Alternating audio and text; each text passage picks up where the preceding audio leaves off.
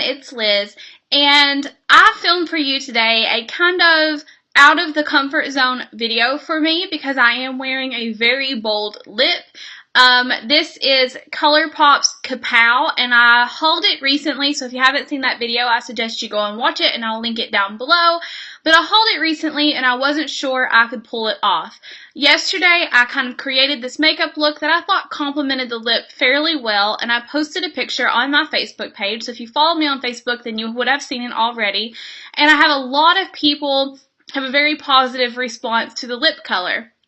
Now, it is very, very different for me, but I thought I would go ahead and film the video that goes along with the lips, and so I did a full face routine today, and I did use cream contour. So if you want a video on how I cream contour and kind of a step-by-step talk-through video, then just leave me a comment down below, and I'll make sure I film that for you today. But I know this lip is not something that everyone's going to want to wear, but the eye look is something that pretty much anyone on any skin tone can pull off because it is just a taupey kind of purpley gray look. So I did pair this with a second lip color that is more wearable and more for everyday. So if you want to see how to get this look with both a dramatic bold lip and then also a more subdued everyday lip, then just keep watching. So to start out, I'm using the Tarte Amazonian Clay Foundation and putting some on the back of my hand.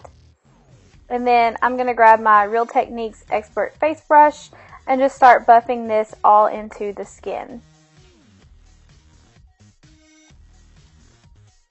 And if you notice, I do a mixture between patting and buffing motions, and this is just to make sure I get a really even coverage. The patting helps it sink into the skin and cover up any blemishes and anything that may be red or discolored on my face, and the swiping really makes sure that it's all blended in evenly and nicely.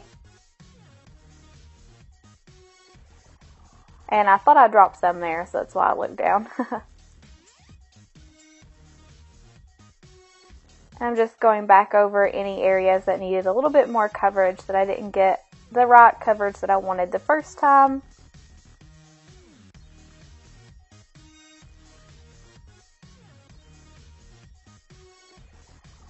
And then that's the finished coverage.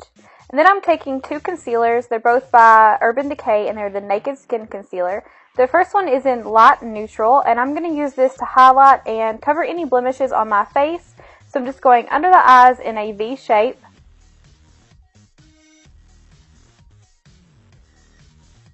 On my chin, on my forehead, and down the bridge of my nose. And then I'm spot concealing any areas. And then I'm just going along the bottom of my cheekbone. And you'll see why. So now I'm going to take the medium coverage or the medium color concealer, and I'm going to use this as a cream contour, and as you can see, it is quite a bit darker than my skin tone. And a cream contour is a lot more natural. So I'm taking my beauty blender and I'm going to go under my eyes and blend in any areas that don't have the darker concealer. So my forehead, down my nose, under my eyes, along my chin, and this is a damp beauty blender.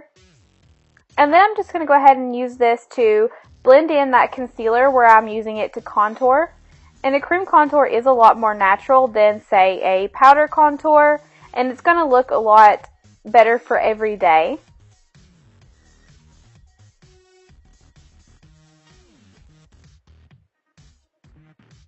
And then I'm going to set that with my Rimmel Stay Matte Powder and a Real Techniques brush, and I'm going under my eyes first to make sure that I get anywhere that has a lot of concealer.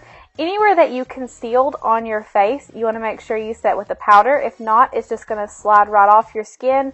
So if you sweat, if there's a lot of heat, humidity, or even just a fluctuation in temperature, it can make that concealer heat up and it will melt.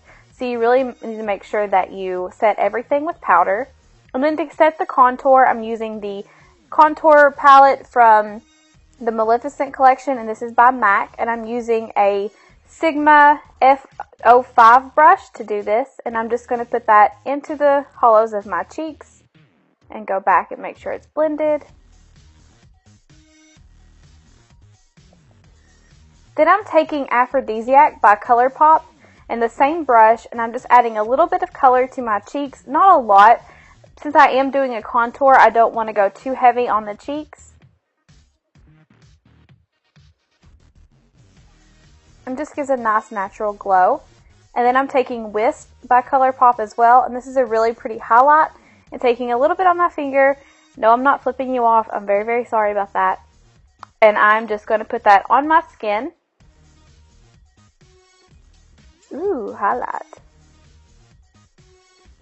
And then moving on to the eye look, I'm taking the Tartelette Tease palette, which has some really pretty mauve taupe shades, and a flat brush. And I'm going to go in with Crush First, which is just a really pretty taupe champagne color.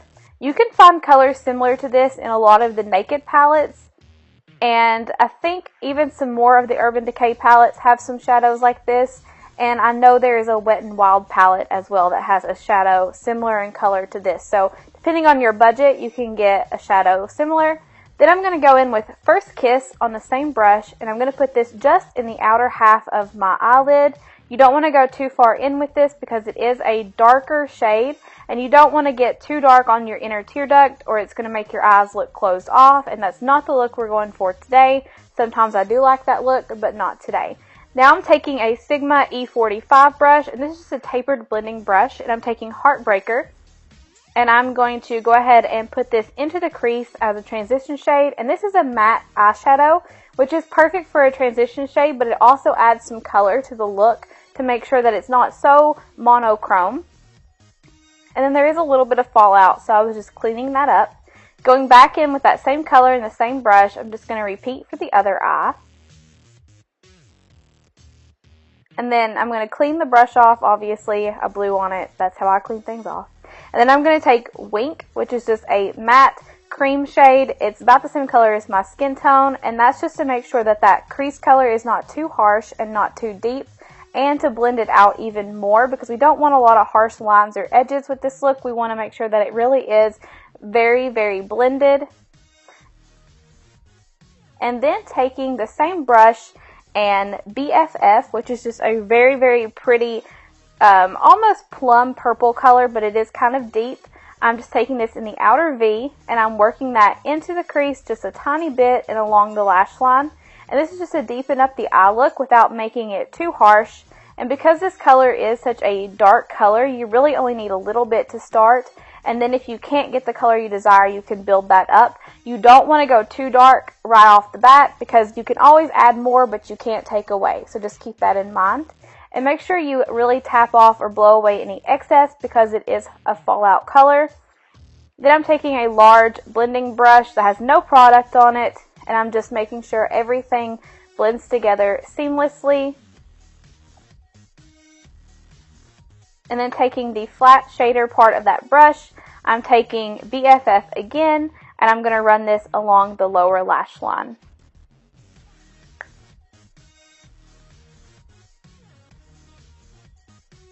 So now we're finished with the eyeshadow. I'm going to move on to a gel liner, and this is the NYX gel eyeliner in black, and then just a flat liner brush.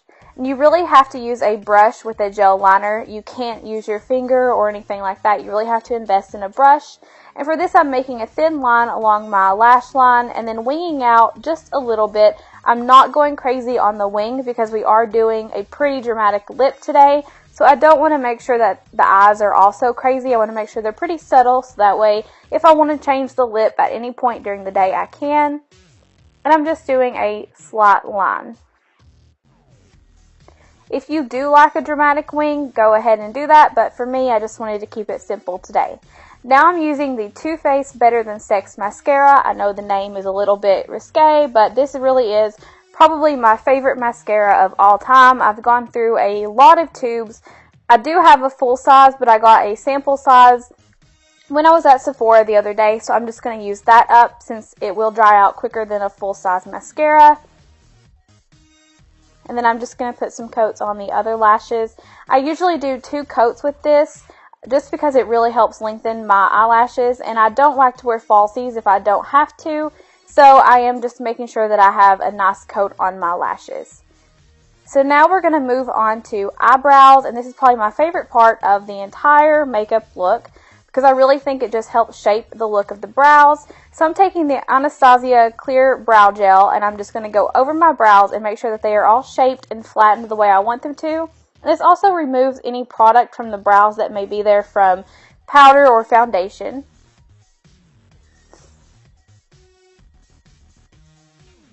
And then taking the Anastasia Brow Wiz in Soft Brown, I'm using the pencil in first to fill in my brows. I do very small strokes along the upper and lower part of the brows before going into the tail of the brow and then filling in the front as well.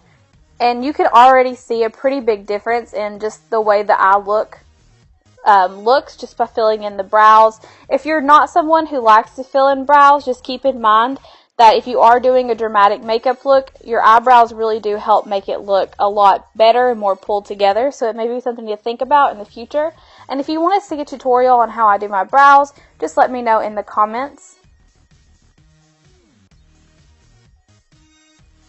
And then taking the spoolie end of the brow gel or the brow pen, I'm just going back behind myself to clean up anything, make sure it's blended, and make sure I don't have any stray lines. And then we're going to move on to the lips. So the first lip I'm going to do is by NARS, and it's just really pretty rosy pink color. It's not too dramatic, it's not too subtle, it's kind of right in the middle. And this is a color that anyone can wear, and you can find a color similar pretty much in any makeup range, any makeup line. And it's just a really pretty rose color that I think would look great for every day. And now we're going to move on to something more dramatic. So I'm just going to go ahead and take off that lip color using a cotton pad. And then I'm using ColourPop's Ultra Matte Lip in Kapow, and it does have a wand.